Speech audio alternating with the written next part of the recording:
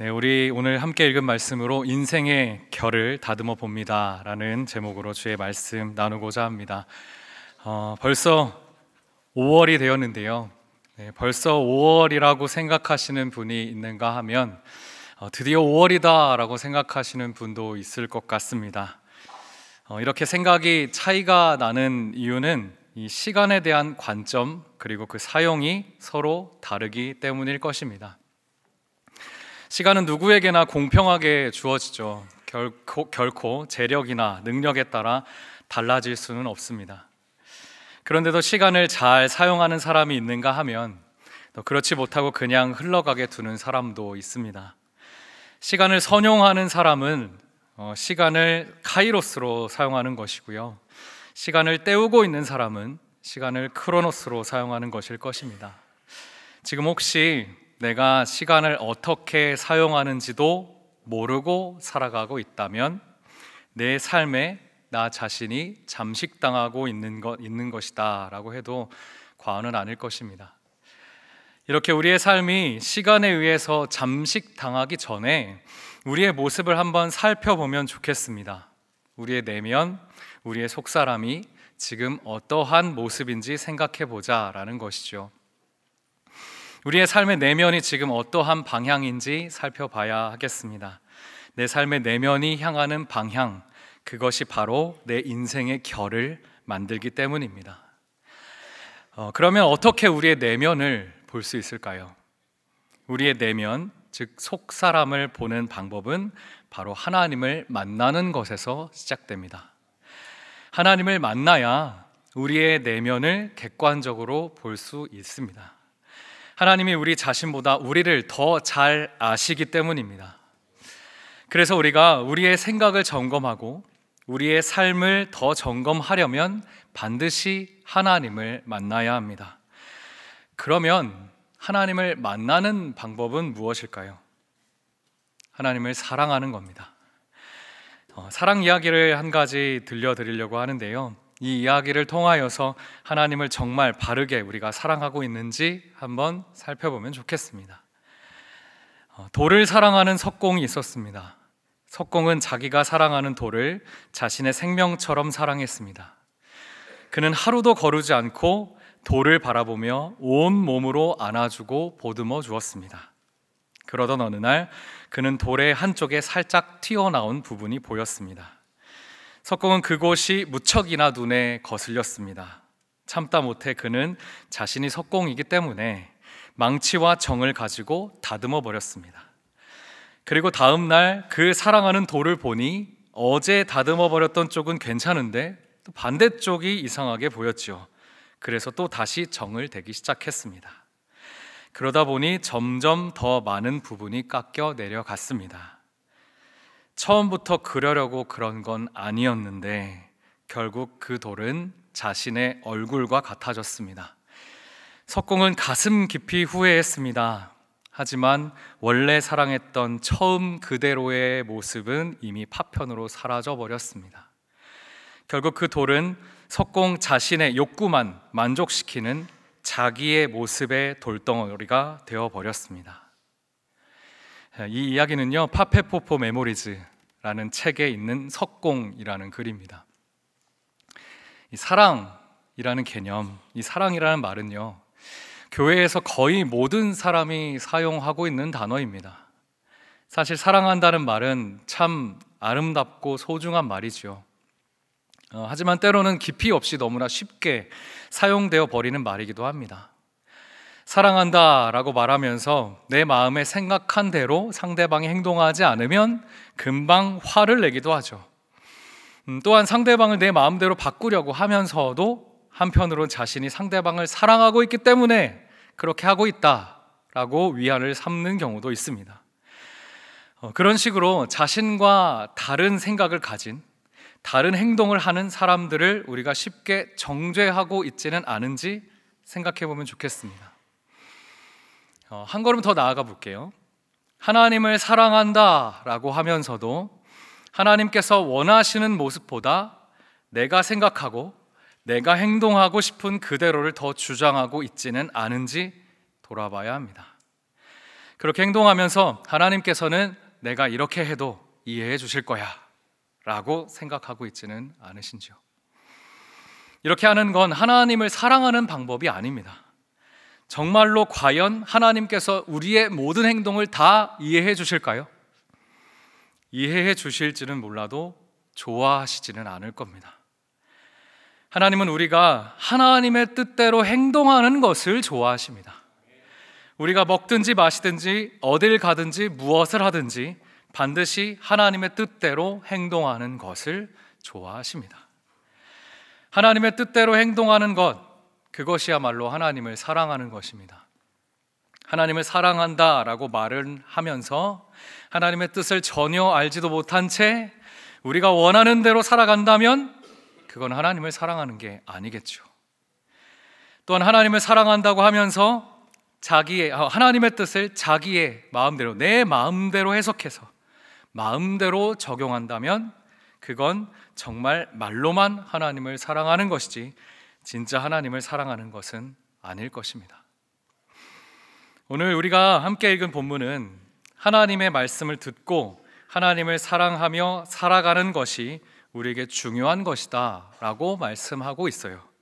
더불어 하나님을 만나면, 그리고 하나님을 사랑하면 하나님의 백성이 될 뿐만이 아니라 인생의 수많은 복을 받게 된다라고 말씀해 주고 계십니다. 하지만 그렇게 넘치는 복을 받고 살아가기 위해서는 말씀으로 우리의 내면과 우리의 생활을 다듬어야 한다라고 말씀하고 계세요.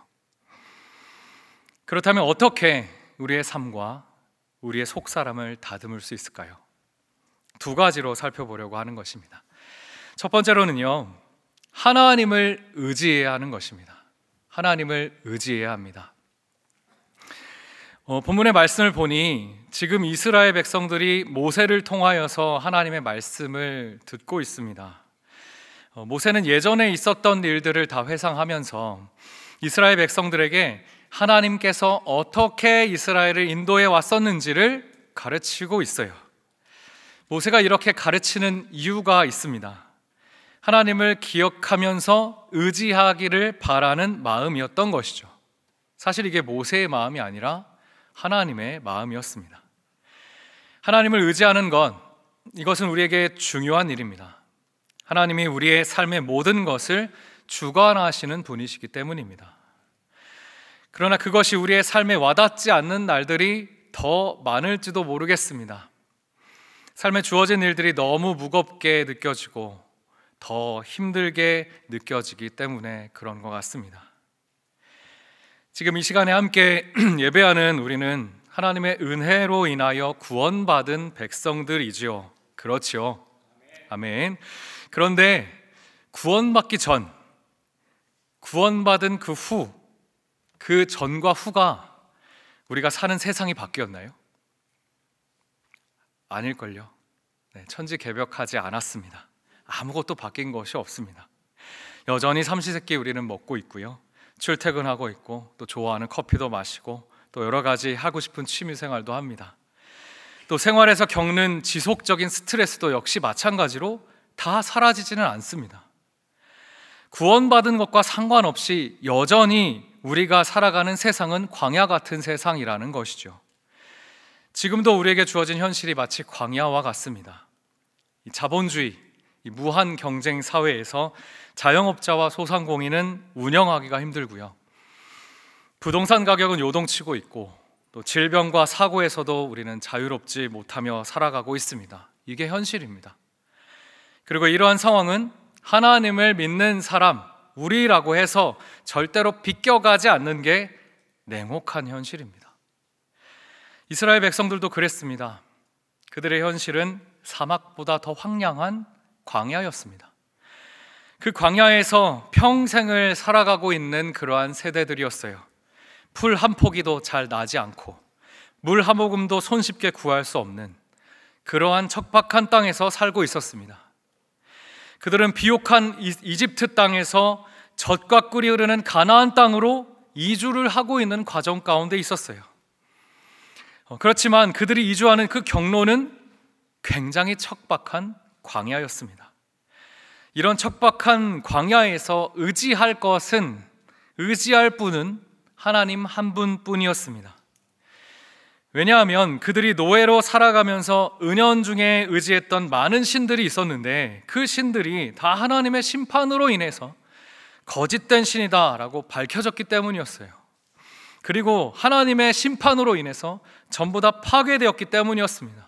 오직 여호와 하나님만이 진짜 신이라는 사실을 그들 눈앞에 명백히 밝혀진 것을 그들이 알고 있었습니다. 여호와 하나님께서 지도자 모세에게 직접 나타나셨고요, 시내산에서 모든 백성의 눈앞에서 나타나 주셨고요, 하나님의 위대함을 직접 드러내 주셨습니다. 그들은 여호와 하나님을 직접 보고 직접 경험했던 그러한 백성들이었습니다. 여호와께서 말씀하실 때에 불 가운데서, 구름 가운데서, 흑암 가운데서 큰 음성으로 말씀하셨죠. 그 음성을 듣고 많은 백성들은 두려워서 떨었습니다. 즉시 죽을 것 같은 두려움에 엄습당했습니다. 실제로 하나님은 그들을 죽음으로 심판하실 수도 있었습니다. 하지만 하나님은 그들을 치지 않으시고 모세가 준비한 두 돌판에 하나님의 언약을 새겨 넣어 주셨지요. 백성들은 여호와 하나님의 말씀이 새겨진 그 돌판을 들고 있던 모세, 하나님과 함께했던 모세를 따르기 시작했었습니다. 모세를 따르면서 했던 말이 바로 27절의 말씀인데요, 우리 27절 함께 읽어보면 좋겠습니다. 함께 읽습니다. 당신은 가까이 나아가서 우리 하나님 여호와께서 하시는 말씀을 다 듣고 우리 하나님 여호와께서 당신에게 이르시는 것을 다 우리에게 전하소서. 우리가 듣고 행하겠나이다 하였느니라. 아멘. 이스라엘 백성들이 이렇게 말한 것, 그것을 다 여호와께서 들으셨습니다. 여호와를 향한 믿음의 고백, 그것을 다 들으셨다는 거예요. 우리가 듣고 행하겠나이다. 이 결단의 말들을 하나님이 들으셨습니다. 그리고 하나님은 그 말씀을 듣고 그것이 옳다라고 해 주셨습니다. 그리고 하나님께서는 그런 경애와 그 진실의 말에 기뻐하시면서 복을 주시기로 생각을 하신 것이죠. 이 모세의 설교 현장에 있었던 출애굽 2세대들은 조상들이 했던 일들에 대해서 아주 잘 알고 있었을 것입니다. 자신들의 부모님의 삶이었기 때문이에요. 그들의 부모님 세대가 어떻게 광야에서 살아가셨고 어떻게 그 어려운 것들을 해내셨고 결국 광야에서 어떻게 돌아가셨는지 직접 목격한 그러한 세대들이었습니다. 그렇지만 모세는 그들에게 그 모든 일들에 대해서 다시 처음부터 상기시키고 있는 것이에요. 모세가 그들에게 굳이 다시 예전의 일들을 말하고 있는 이유가 있었을 것입니다. 단순히 옛 정리를 기억하라, 그러한 의미에서 끝난 것은 아니에요. 기억하고 지금을 생각해서 앞으로 어떻게 행동해야 할 것인지에 대해서 가르치는 것이었습니다. 역사를 공부하는 이유는 옛적의 일들을 기억하고 평가해서 더 나은 미래를 기대하고 계획하기 위함이죠. 마찬가지로 모세도 지금 그러한 의미로 역사를 가르치고 있다라고 볼 수 있습니다. 프랑스의 소설가이자 비평가인 폴 브루제라는 사람이 있는데요, 이 사람이 생각대로 살아야 한다, 그렇지 않으면 살아온 대로 생각하게 된다라고 그렇게 했습니다. 그가 1914년도에 출판한 정오의 악마라는 그 책에서 이런 글을 썼는데요, 행동은 생각에 따라 해야 한다는 굉장히 의미 있는 그런 말인 것 같습니다. 그러니까 우리가 살아가면서 그냥 시간의 흐름에 따라 해왔던 그대로 흘러가는 듯 그렇게 살아가면 우리는 아무런 생각과 반성이 없이 살게 된다라는 것이죠. 그러면 발전이 없게 되는 것이죠. 인간은 죄인이기 때문에 흘러가는 대로 그렇게 살면 계속적으로 죄악으로 향하게 되고 게으르게 되는 것입니다. 잠언 6장 9절부터 11절은 이렇게 말씀합니다. 게으른 자여, 내가 어느 때까지 누워 있겠느냐? 내가 어느 때에 잠이 깨어 일어나겠느냐? 좀 더 자자, 좀 더 졸자, 손을 모으고 좀 더 누워있자 하면 내 빈궁이 강도같이 오며 내 곰핍이 군사같이 이르리라. 삶에 대해서 반성이 없으면 점점 빈궁해지고 곰핍이 오며 끝내 죄악으로 치닫게 된다라고 잠언에서 말씀하고 계십니다. 모세가 이스라엘 백성들에게 역사를 공부시키는 이유가 바로 이것입니다. 하나님께서 이집트에서 구원하신 것, 그리고 광야길을 인도하신 것, 그 모든 것을 잊지 말고 언제나 하나님을 믿고 의지하는 것, 그것을 게을리하지 말라라는 뜻이었습니다.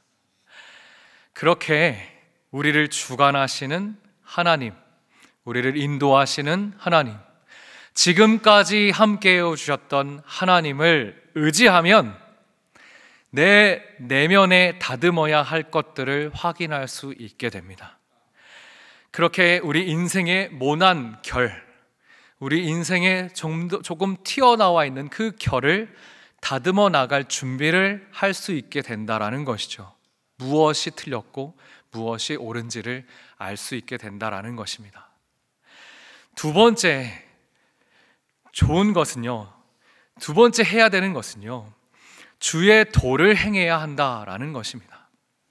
우리의 삶과 우리의 속사람을 다듬기 위해서 우리는 주의 도를 행해야 합니다.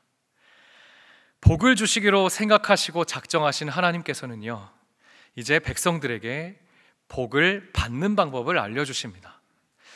근데 성경 우리가 읽었는데요, 조금 이상한 것이 있습니다. 하나님께서 이스라엘 백성들에게 복을 주시는 조건을 걸고 계신다라는 것이에요. 은혜와 긍휼의 하나님께서 복을 주시는 것에 대해서 진짜 조건을 거신 것일까요?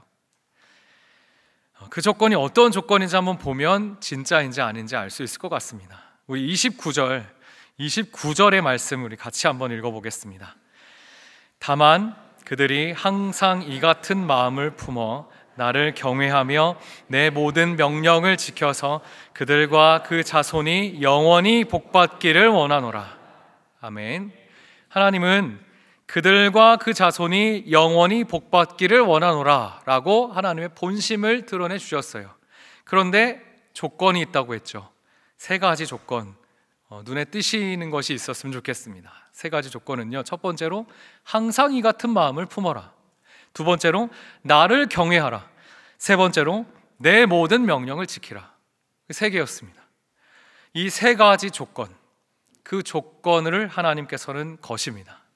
이 세 가지 조건만 충족하면 영원한 복을 누리게 해주시겠다라는 하나님의 약속이 있습니다. 하나님께서 되게 어려운 조건을 거신 것 같죠. 그렇지만 결코 어렵지 않은 쉬운 조건입니다. 우리 하나씩 한번 살펴보려고 합니다. 1번은요, 첫 번째로는요, 항상 이 같은 마음을 품어라 입니다. 이 같은 마음, 무엇을 말씀하시는 것일까요? 백성들이 하나님께 고백한 그 마음, 백성들이 하나님께 말했던 그 마음이 있었죠. 우리가 듣고 행하겠나이다 했던 그 마음입니다. 하나님께서 말씀하시면 듣고 그 말씀대로 행하겠습니다 라고 했던 그 마음이었습니다. 한마디로 말해서 순종이죠. 그렇다면 우리는 어떤가요? 이스라엘 백성들이 고백했던 것처럼 우리가 듣고 행하겠나이다 라고 고백하며 간절히 기도했던 그런 기억이 분명히 우리 가운데 있으셨을 것입니다. 하지만 지금도 그렇게 하나님의 말씀에 따라 순종하고 있는지 점검해 봐야 되겠습니다. 그러면 그 점검의 기준은 무엇일까요? 말씀입니다. 말 그대로 성경입니다. 성경에서 말씀하시는 것 그대로 하면 되는 것입니다. 그런데 막상 성경을 살펴보니 우리의 현실과 너무 맞지 않아요. 우리가 처한 현실에 대한 질문들이 생기죠. 그런 것을 생길 때 성경을 딱 펴본다고 해서 딱히 답이 나와 보이지 않습니다. 오히려 스마트폰에다가 우리가 잘 모르는 것을 검색하고 누르면 다 알려주죠. 제가 지난밤에 꿈에서 대머리가 되는 꿈을 꾸었습니다. 꿈에였는데요, 굉장히 끔찍했어요. 완전히 반질반질한 대머리가 되었더라고요. 근데 이 상황을 성경에 펴보면 나올까요? 네, 나왔으면 좋겠습니다. 그런데 저도 역시 마찬가지로 스마트폰을 가게 되죠. 물론 꿈에 대해서 해몽 이런 걸 믿지는 않지만 그래도 보편적으로 어떻게 사람들은 생각하고 있을까라고 한번 눌러본 것이죠. 답이 뭘까요? 뭐겠어요? 혹시 아세요? 너무 불안하고 스트레스가 쌓여 있을 때 이렇게 된다라는 그런 답이 있더라고요. 네, 금요 설교 재단이 굉장히 저한테 불안했었나 봅니다. 어찌됐든 우리가 인생에 어떠한 불안함, 어떠한 질문들이 생길 때 사실 성경으로 가서 성경의 문을 펴봐야 되는 것이죠. 그런데 성경보다 스마트폰에 먼저 손이 나가는 것이 우리의 현실입니다. 성경은 그만큼 우리에게 너무나도 먼 것이 되어버렸다라고 볼 수도 있겠습니다. 더군다나 성경은 읽을 때마다 은혜가 충만해야 되는데 읽을 때마다 무슨 말인지 모르겠어요. 그러시죠? 그래서 무슨 말을 어떻게 순종해야 할지 잘 모르는 경우 많습니다. 그래서 성경의 내용을 우리는 공부해야 됩니다. 성경의 내용을 주제별로 잘 정리한 교리를 배워야 합니다. 나아가 성경과 교리가 우리의 삶에 잘 적용될 수 있도록 성경적인 원리들을 우리의 삶에 적용해 보려고 노력하는 행동, 큐티, 새벽기도, 한구절 묵상, 이런 것들을 해 나가야 하는 것이 더 좋은 것입니다. 이것이 바로 순종의 모습이다라고 할 수 있습니다. 순종하기 위해서 우리는 교회 안에서 성경을 배워야 하고요, 설교를 통하여서 주의 말씀을 잘 깨달아야 하겠습니다. 기도 생활을 통하여서 하나님의 말씀과 뜻을 일깨우는 그러한 노력을 해야 되겠습니다. 하나님께서 우리에게 영원한 복을 내려주시겠다라고 했던 첫 번째 조건이 바로 순종입니다. 두 번째는요, 나를 경외하라입니다. 하나님께서 나를 경외하라라고 하셨어요. 그러면 경외한다라는 것은 무엇일까요? 두려워하는 것과 존경하는 것, 그것이 공존하는 것을 말합니다. 단순히 두려워하는 것은 존경이 아니겠지요. 두려워만 하는 것은 그 사람에 대한 존중이 없는 그러한 행동입니다. 어떤 사람이 어떤 권위자이거나 상사이기 때문에 마지못해 그 말을 따른다라는 것은 존경이라고 할 수 없죠. 그렇게 된다면 어려움을 피하기 위한 어떤 한 두려움일 것입니다. 그렇다면 두려움과 존경이 함께 있는 경우, 어떤 경우일까요? 마음을 다하여 그분의 뜻을 따르고 어떻게 하면 조금 더 좋은 것으로 모실까 하는 그러한 마음이 아닐까요? 그러한 태도가 하나님을 향하고 있다면 그것은 다름 아닌 예배다라고 말씀드릴 수 있습니다. 하나님의 사람인 우리에게는 두 종류의 예배가 있습니다. 하나는 지금 우리가 하나님의 사람으로서 참여하고 있는 공적인 예배입니다. 이 예배는 시간과 장소가 구별되어 있어요. 그 장소에 모인 공동체가 정해진 형식과 내용으로 하나님께 올려드리며 하나님의 말씀을 듣습니다. 이것을 공예배라고 합니다. 이 공예배의 형태가 과거와 조금 달라지기도 했습니다. 영상으로 예배하는 상황, 그 상황도 우리는 공예배로 인식하고 온전한 마음가짐과 전심을 다하는 모습으로 하나님께 예배를 드려야 합니다. 혼자 혹은 식구들과 예배하는 것이 굉장히 쉽고 편안할 수 있습니다. 그러나 우리는 예배를 칼같이 지켜야 합니다. 우리의 예배는 생명과도 같은 것이고요, 하나님의 은혜의 통로이기 때문입니다. 그리고 또 다른 하나의 예배는 삶의 예배이죠. 우리의 모든 시간에 드리는 예배다라는 것입니다. 우리가 살아가는 현장에서 언제나 어디서나 드려야 하는 예배, 그것을 말하는 것입니다. 예수님을 믿는 사람이다라고 한다면 우리의 삶은 언제나 예배여야 되겠습니다. 언제나 예배하는 것처럼 거룩하고 성결하게 살아가야 한다라는 뜻입니다. 우리가 공예배로 모여서 예배하는 그 마음과 태도를 가지고 우리의 삶의 현장에서도 동일한 마음과 태도를 유지하는 것, 그것이야말로 삶의 예배입니다. 우리는 삶의 예배도 소홀히 해서는 안 됩니다. 그 삶의 예배에서 말씀의 선포가 비록 없지만 말씀의 적용이 있는 것이고요, 눈을 감고 엎드려 기도하지는 않지만 성령님의 도우심을 간구하는 순간순간의 기도가 있습니다.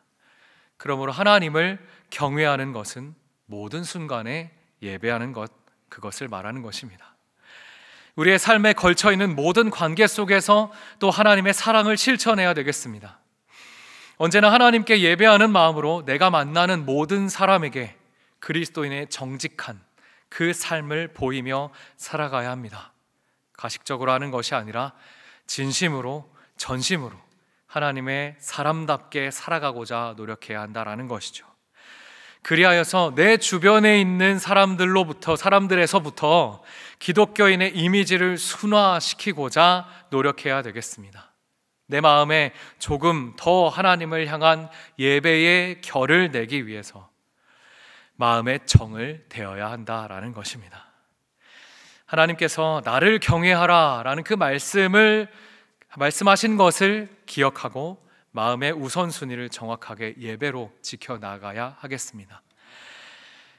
우리에게 영원한 복을 내려주시겠다는 조건 세 번째입니다. 내 모든 명령을 지켜라. 모든 명령, 그 모든 명령에 어떠한 명령이 포함되어 있을까요? 하나님께서 하신 명령은 계명과 규례, 이 두 가지로 요약할 수 있습니다. 근데 지금 이 말씀을 듣고 있는 이스라엘 백성들은 이미 하나님의 계명과 규례를 다 알고 있어요. 이미 돌판에 기록된 10계명이 무엇인지도 알고 있습니다. 계명과 규례라는 그 내용조차도 다 알고 있습니다. 셀 수 없이 많이 들었고 선포되는 말씀도 들었다라는 것이죠. 그러니까 그들이 몰라서 명령을 못 지키는 상황이 아니라는 것입니다. 그들은 이제 명령을 지켜 행하면 되는 것이었습니다. 그 명령을 지켜 행하면 경건하게 되는 것이었습니다. 우리도 마찬가지입니다. 우리도 하나님의 계명과 규례를 지켜서 행하면 경건하게 됩니다. 계명과 규례에는 하나님이 생각하신 하나님의 자녀다운 가장 아름다운 모습이 들어있습니다. 나아가 하나님이 보시기에 가장 아름다운 모습은 계명과 규례에 갇힌 모습은 아니에요. 그것이 아니라 하나님이 만들어 놓으신 그 계명과 규례라는 테두리 안에서 자유로운 삶을 누리는 것입니다. 눈치를 보면서 이것이 옳은지 그른지, 말씀에 맞는지 틀린지 생각하는 그러한 차원이 아니라 하나님께서 좋아하시는 행동이 무엇인지 알고 싫어하시는 그 행실이 무엇인지 알아서 그 테두리 안에서 행복과 자유를 누리는 것, 그것이 경건의 삶입니다. 그러니까 경건은 겉으로 보이는 것이 아니라 속사람이 하나님으로 인해서 기뻐하는 것, 그것을 말하는 것입니다. 자, 세 가지 조건을 말했어요. 실제로 하나님은 우리가 영원히 복을 받기를 원하는 분이십니다. 그렇게 우리가 하나님의 영원한 복을 받기 위해서 주의 도를 행하라라고 그 조건을 내주신 것이었어요. 그렇게 주의 도를 실천하면 하나님께서는 이렇게 된다고 말씀하시는데요, 우리 33절을 읽어보면 좋겠습니다. 마지막 절인데요, 우리 33절 읽어보시겠습니다. 너희 하나님 여호와께서 너희에게 명령하신 모든 도를 행하라. 그리하면 너희가 살 것이요 복이 너희에게 있을 것이며 너희가 차지한 땅에서 너희의 날이 길리라. 아멘. 이스라엘 백성들에게 엄청난 약속이었습니다. 광야에서 언제 죽을지 모르는 그 사람들에게 생존을 약속해 주셨어요. 그리고 복을 약속하셨습니다. 정착할 땅이 없는 자들에게 땅을 약속해 주셨고요. 그리고 그 땅에서 장수할 것도 약속해 주셨습니다. 자, 그러면 우리에게는 어떠한 것을 약속해 주실까요? 이스라엘에게 약속하신 생존, 땅, 장수, 그것에 상응하는 복을 주실 것입니다. 우리가 세상에서 뒤처지지 않도록 그렇게 인도하여 주실 것입니다. 근데 아니죠.